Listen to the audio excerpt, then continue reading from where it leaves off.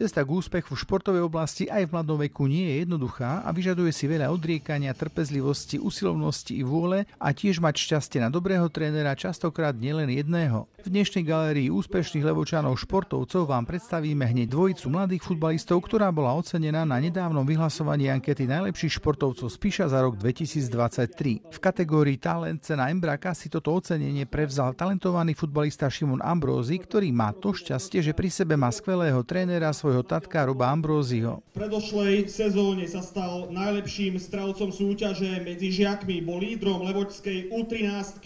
Šimonové strelecké kvality neunikli pozornosti trénerov z vyšších súťaží a tak nečudo, že v súčasnosti už hájí farby prvoligového Ružomberka Šimon Ambrózy. Ako si sa ty dostal k futbalu? Kto ťa viedol? No, hral som aj iné športy, ale k tomu ma naviedol oco, aby som začal hrať futbal. Ma začal trénovať v Levoči a... A čo závažilo, že ten futbal zvíťazil? Bol to ten ocko, alebo aj niečo iné ešte v tom futbale? Tie športy ostatné ma veľmi nebavili, hral som ich veľmi krátko.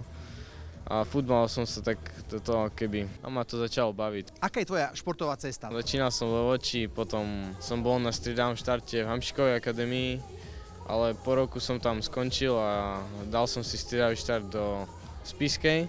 Tam sa mi darilo, aj v Levoči sa mi darilo, tak mi prišla pozvánka do Ružomberka, tak som ju prijal na hosťovanie a uvidíme na budúci rok, či tam prestúpim, ale asi aj prvú lígu hrám. Už 14. Aký post hraješ?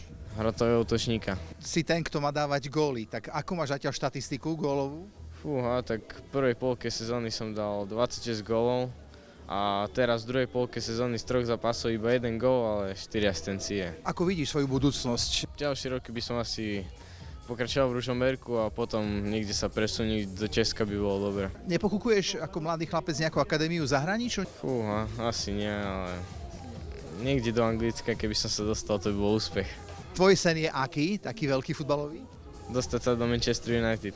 Ktorý futbalista, ktorý športovec je takým tvojim vzorom? Marcus Rashford, Manchester United, Anglicko.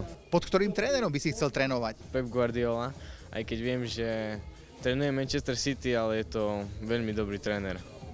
Keď v 5 rokoch Manchester City dokázal 4-krát po sebe vyhrať titul. Ako vnímaš toto dnešné ocenenie? Veľmi potešilo. Aj ďalší ocenený Levočan v hlavnej kategórii športovcov jednotlivcov je futbalista Šimon Mišek. Šimon bol v sezóne 2022-2023 pilierom levočského družstva žiakov U15, ktorému sa darilo. Spomeňme napríklad jeho triumf na kvalitne obsadenom halovom futbalovom turnaji o pohár predsedu Stredoslovenského futbalového zväzu Šimon Mišek.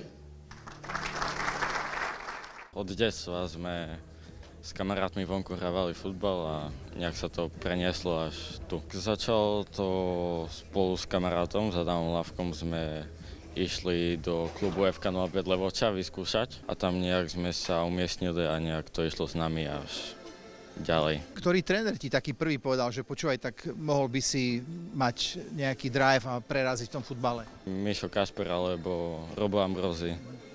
To boli tí začiatočníci. Tvoja postupnosť klubová? Tak začínal som v Levoči a teraz som v Hamšikovej akadémii. Čo je na tejto Hamšikovej akadémii také pre teba pozitívne? Je tam aj Hamšik, trénuje U15 kategóriu a niekedy príde aj ku nám a trénuje aj nás. Čím je ako tréner dobrý pre vás? Máme predtým rešpekt a vie nám posunúť aj to z ihriska, čo on dával a vie nás pochopiť. Akú súťaž ty hrávaš? Ja hrávam druhú Západoslovensku a budúci rok dúfam, že už prvú. Vekovej kategórii? 17. Čo by si chcel dosiahnuť v tom športe? Nejak sa posunúť do vyššej ligy a hrať za väčší klub. Z tých domácich, ktorý je pre teba taká motivácia? Asi Trnava. Ktorý klub zahraničný ti tak rezonuje v ušku, že tak tam, to je môj sen? Real Madrid. Poprajme teda mladým nádejným futbalistom, nech sa ich sny, ciele a plány naplnia a dúfame, že ich raz uvidíme aj v reprezentačných dresoch.